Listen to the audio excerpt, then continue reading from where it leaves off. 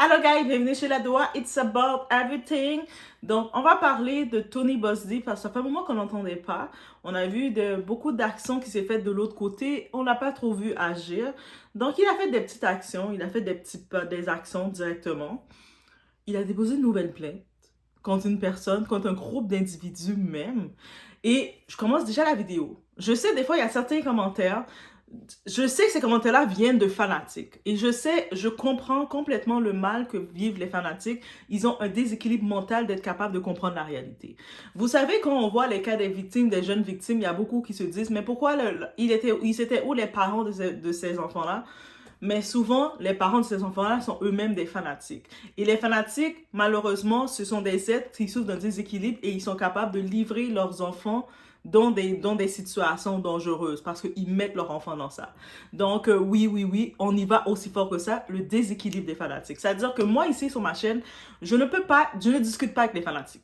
Parce que je sais que votre déséquilibre n'accepte pas la différence d'idées, c'est même pas la différence d'idées. On amène des faits, on regarde l'actualité, on dit voici tel fait. Un fanatique, lui, même s'il le voit les faits, même s'il a accès à voir le fait, il va essayer de venir faire des commentaires banals, bizarres. Mais tu mens, mais non. Qu'est-ce que tu peux dire à ça? Tu peux rien dire. Donc, ça veut dire que ça vient juste te pourrir ton espace parce que le fanatique, il veut que tout le monde soit fanatique dans leur état parce que les autres, ils sont dans leur déséquilibre, mais ils pensent que tout le monde a cette faculté, sont déséquilibrés comme eux. C'est pour ça que je le dis toujours. Je ne deal pas avec le déséquilibre des fanatiques. Et puis, je le dis carrément, il n'y a même pas de peut-être que non. Le déséquilibre des fanatiques, c'est un fléau, c'est un mal-être, c'est un problème technique, c'est un handicap même, et je le comprends.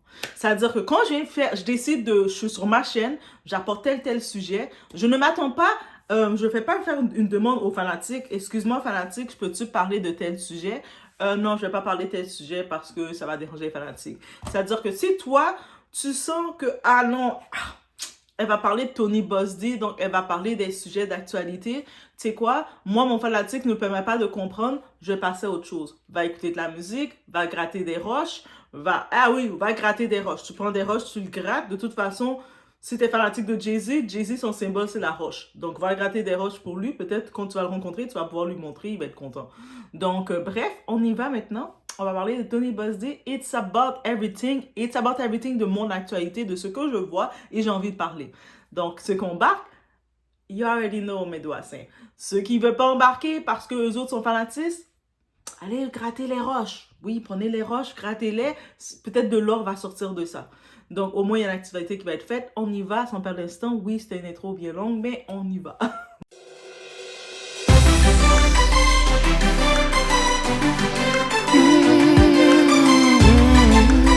Oula, Roc Nation a de gros soucis à cause de cette mort. Je vais expliquer. Et ça ne me plaît pas du tout. Tony Buzz-D ne lâchera pas jusqu'au départ de Jay-Z.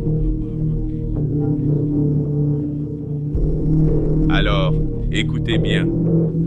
Tony Buzz-D et Jay-Z se battent comme des titans. Buzz-D a porté plainte contre Jay-Z et Diddy pour agression.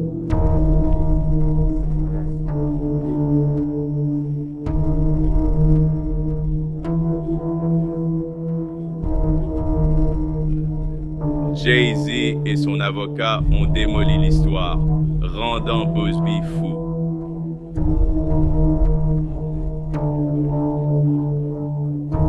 Il reprend les choses en main. Buzz-D poursuit Roc Nation pour usurpation et corruption. Apparemment, ils ont enregistré ces actes illégaux. Voici ce qui s'est passé. Selon Buzz-D, Roc Nation paierait des gens pour le poursuivre. C'est un complot pour bloquer les affaires liées à Diddy et Jay-Z.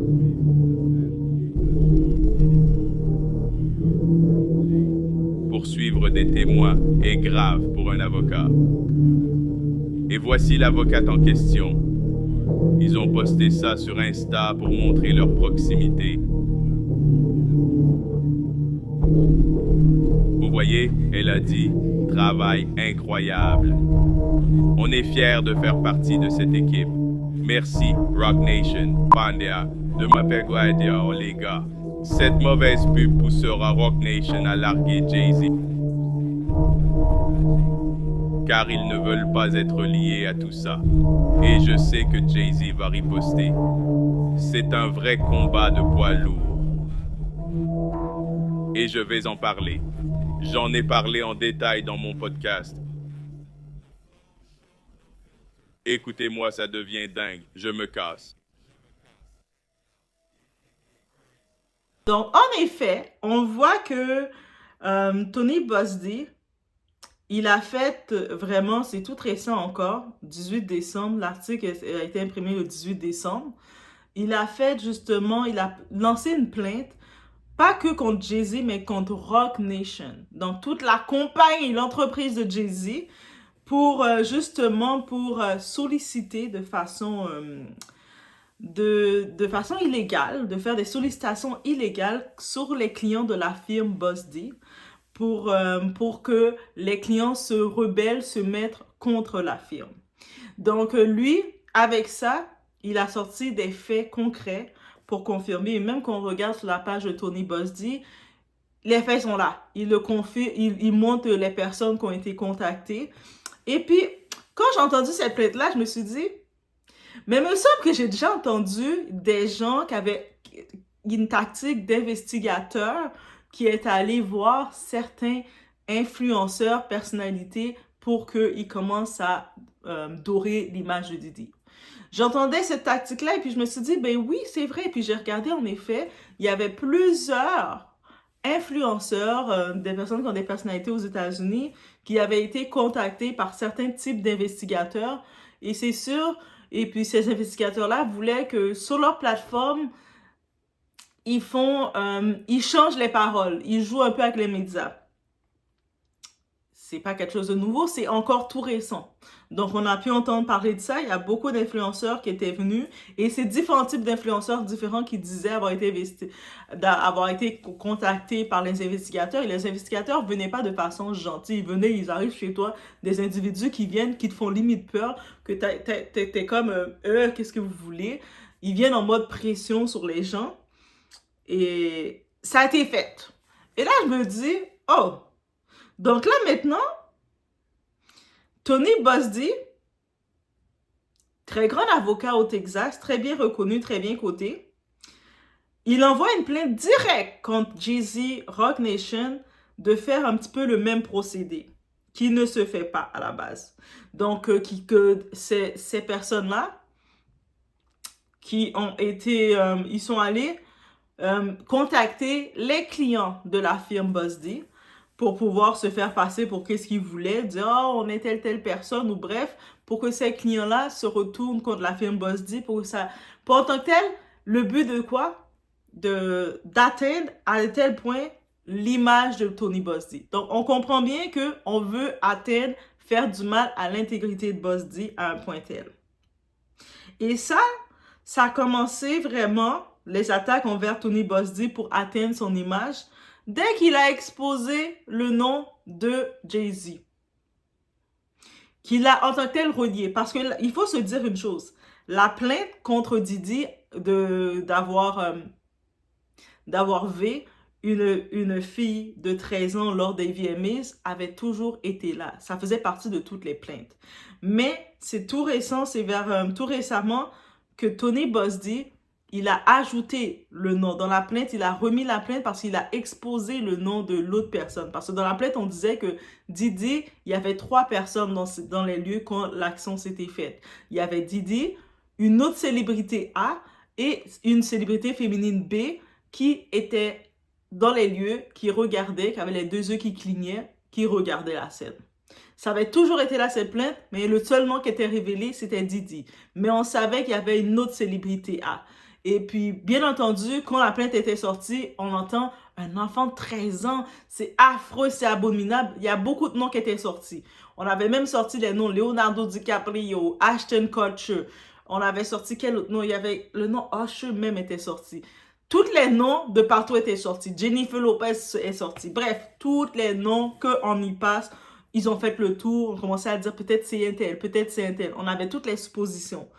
Je pense que dans ce dossier-là, oui, tous les noms étaient sortis. Et là, maintenant, il est venu mettre un peu de lumière, dire que célébrité A, dans cette plainte-là, il a révélé c'était qui. Il a dit c'était Jay-Z. Par contre, il n'a pas révélé encore qui est la célébrité B, donc la femme qui était témoin, qui était sur les lieux. C'est pas encore révélé. Il y a encore beaucoup de suppositions. Beaucoup de monde s'arrête à Jennifer Lopez parce qu'on sait qu'elle était quand même très proche. On ne dit pas amie, parce qu'on sait que le terme amitié n'existe pas dans l'industrie, dans la vie de tous les jours. On met le terme qui était très proche de l'entourage de Diddy. On va le mettre comme ça.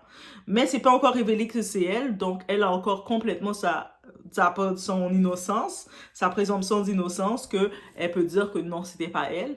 Et surtout que, depuis tous les faits, Jennifer Lopez, elle ne revendique rien publiquement. Elle ne vient pas publiquement soit renier Diddy, ou elle ne vient pas publiquement s'affilier à Diddy. Elle reste vraiment en mode, je mets ma tête sur mon oreiller, et puis j'espère qu'on va m'oublier.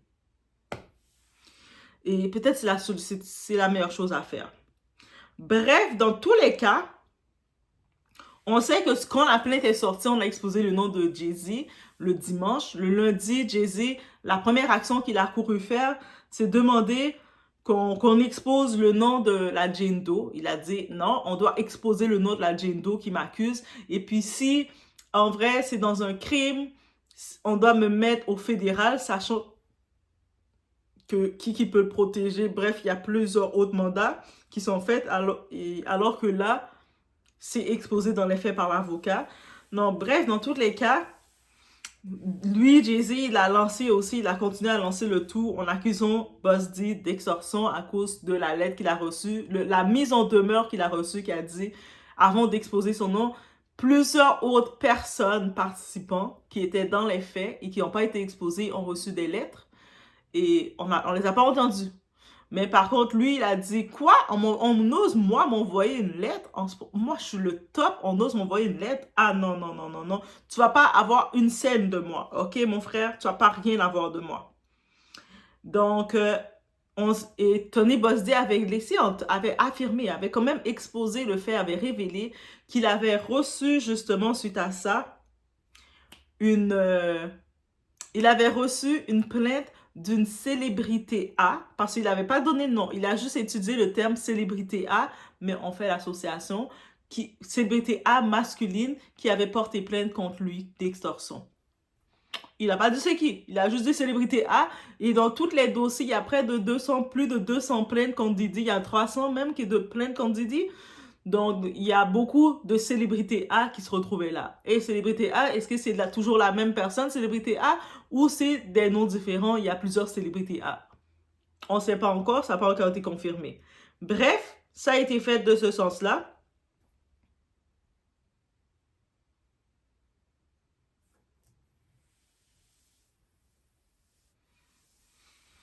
Et donc aussi, la plainte qui a été déposée contre Roc Nation, et pas juste Roc Nation, aussi les avocats de Carter, de la firme Queen Emmanuel, qui ont été orchestrés pour solliciter les clients, différents dossiers de clients, pour être contre Buzz D. Pour la firme en tant que... Ok, on va recommencer. La firme Queen Emmanuel, qui sont les avocats de Carter, de Jay-Z, eux autres, là, leur mandat, c'est justement d'ouvrir des dossiers pour recevoir des plaintes contre Buzz D. Et lui, il y a plusieurs clients de la firme de Buzz D qui ont été sollicités justement pour qu'ils puissent se revirer de bord contre Buzz D et faire des plaintes frivoles. Oh, il m'a pas bien défendu, il m'a arnaqué, il m'a volé mon suçon. Bref, vous imaginez le genre. Mais quand tu fais bien tes affaires, quand tes clients, ils sont avec toi pour de vrai, tes clients vont pas être d'accord de revirer le bord. Quand tu as quelqu'un que tu as confiance, tu vas pas revirer le bord facilement. Et dans le domaine du droit, c'est des actions illégales. Et Buzz-D le sait, il a déposé plainte contre ça. Donc, en tant que tel, ça s'appelle l'obstruction à la justice. Donc, de vouloir créer des blocages, et c'est des actions illégales, en effet, comme c'est mentionné. Et puis, il y a 2 douzaines de clients actuels de la firme de Buzz-D qui disent avoir reçu des communiqués face à ça. C'est quand même beaucoup. Pour l'espace de temps que ça s'est fait, le temps que la plainte s'est faite, l'histoire avec Jay-Z qui a été exposée, le temps que ses clients de Tony Buzz-D sont contactés pour aller contre lui, ça fait beaucoup. Et bien entendu, quand ils approchaient les différents individus, ils prétendaient travailler dans l'État du Texas. Et puis, ils se sont même présentés, c'est des personnes, ils se présentaient avec des fausses badges, parce que quand on demandait leur badge, ils montraient des fausses badges. Et puis, quand tu regardes les photos et tout, le monde a pris des photos, et puis ils ont vu que c'était pas des vrais. Et puis ensuite aussi, Buzz-D, face à sa plainte, il a en sa possession, là, pour prouver la plainte, des audios, parce qu'ils ont enregistré. Quand les personnes venaient, les clients étaient assez rapides d'enregistrer les interactions.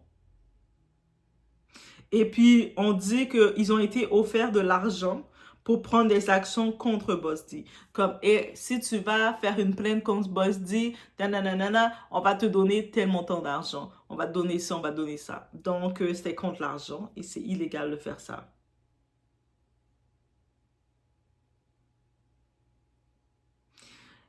Et puis, les clients ont confirmé l'espace-temps, ça a été fait, ils ont commencé à être contactés tout de suite après que Buzz-D a envoyé la lettre de demande à Sean Carter, à l'avocat de Sean Carter en novembre. Parce que c'est en novembre, ça a été envoyé. À partir de ce moment, les clients ont commencé à recevoir des lettres. Est-ce que c'est un facteur temps? C'est un hasard? On dit qu'est-ce qu'on veut, mais on comprend rapidement. Et Buzz-D a dit mercredi à CNN qu'il va les faire parvenir les audios enregistrés des évidences. À la demande. Donc, dès qu'il y a une demande, il va les faire parvenir parce qu'il les a.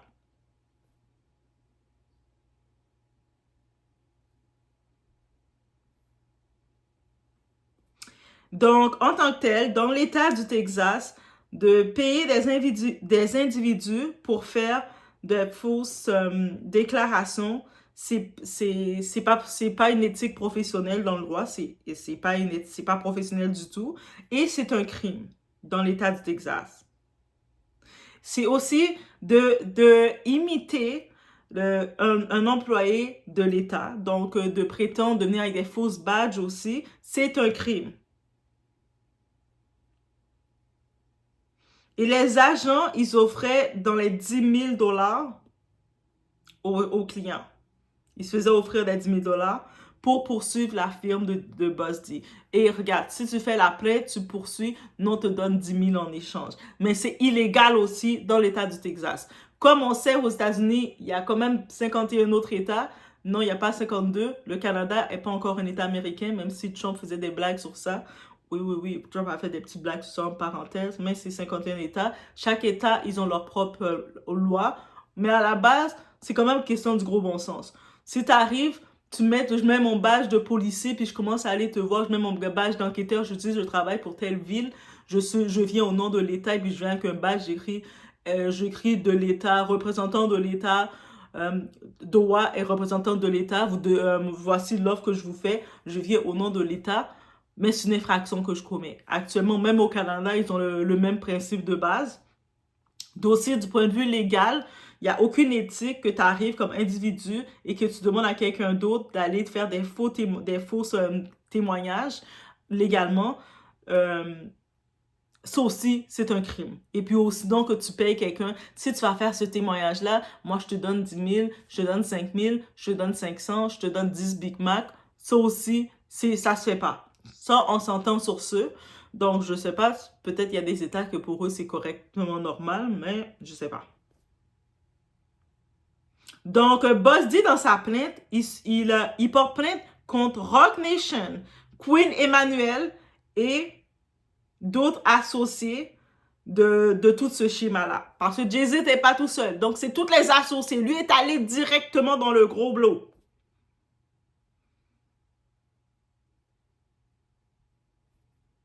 Donc,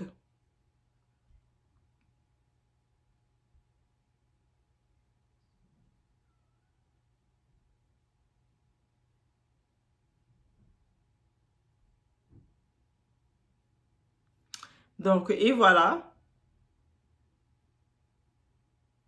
Bien entendu, comme la même façon, on sait pour le cas de Combs, les plaintes qui ont été reçues actuellement par Combs, pour Didi, Didi les a toutes, les a refusées, a dit non, c'est pas vrai, c'est pas vrai, c'est pas vrai, c'est pas vrai, c'est pas vrai, c'est pas vrai, toutes les fois. Mais c'est pas surprenant, l'associé de Didi, Jay-Z, qui a fondé Roc Nation en 2008, lui aussi, il a dénié, donc il a refusé la plainte de Boss D en disant mais non, c'est pas vrai, c'est pas vrai, c'est des blagues qu'il dit là, c'est pas vrai, c'est des balivernes qu'il dit là, c'est n'importe quoi là qu'il dit là. Donc, c'est là où ce qu'on en est concernant Boss D. Aussi, il y a un représentant de la firme de Queen Emmanuel qui lui aussi, il a refusé il a refusé, il a dit c'est pas vrai concernant les accusations. Qu'est-ce qu'on a encore? Et bien entendu, le représentant de Roc Nation a dit, mais Tony Boss D, la plainte de Tony Boss D contre Roc Nation, c'est rien d'autre que un autre scam, c'est pas vrai. Comment il ose dire ça? C'est nous, on fait pas les choses comme ça. C'est vraiment une attente, c'est vraiment pathétique, c'est une distraction encore pour avoir l'attention. Donc, et puis, ils ont aussi ajouté que, tu sais, avec tout ça, là, tu sais, nous, la justice, la vraie justice va pouvoir se servir bientôt, va pouvoir faire être en action bientôt. Donc, true justice will be served soon. Donc, nous, là, on est pour la justice, là. Nous, toutes ces accusations-là qui viennent contre nous, là, c'est pas vrai.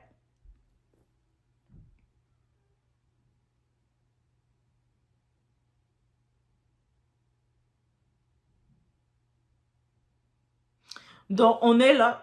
Donc, Tony Boss dit, il a fait sa plainte et sa plainte, c'est direct, c'est très concret, c'est dans les faits. Moi, actuellement, je regardais l'article de CNN, mais il n'y a pas que CNN qu'on parle, donc un peu partout, tous les articles, ils en parlent. Vous voyez, comme vous savez toujours, quand vous voyez les captures d'écran des articles, vous pouvez mettre sur pause et allez aussi le voir les sources parce qu'on a toute notre interprétation différente de lire les articles. Donc, quand je mets les petites photos, les petites captures d'écran, je prends les captures d'écran des articles, c'est que je veux aussi que vous preniez des fois à votre temps libre ou à votre moment, vous prenez, vous allez le regarder aussi, faire ah, ok, parce que peut-être vous, quand vous allez le lire, vous allez interpréter quelque chose d'autre et vous allez dire ah, mais moi, Doa, c'est ça que j'ai compris comme ça. On est là pour échanger comme ça. Et puis, c'est ça. C'est ça parce que ici, on fonctionne pas dans le fanatisme, on fonctionne à développer notre discernement. On voit les faits, même s'il y a des nouvelles qui viennent, le premier réflexe qu'on fait quand on voit des nouvelles, c'est de chercher l'article, le fait. Les faits qu'il y a dessus. Dans les faits, on peut trouver les affidavits qui sont des documents légaux, qui sont notariés, les affidavits, c'est des documents légaux. Ou sinon, on peut trouver au moins des articles, des journaux et regarder les sources et au moins savoir où est-ce qu'on en est. Donc, c'est cette façon qu'on fait, on fonctionne ici. Donc, je laisse sur ce. C'était les petites nouvelles de ceci ou de cela. Donc, on se retrouve au prochain vidéo.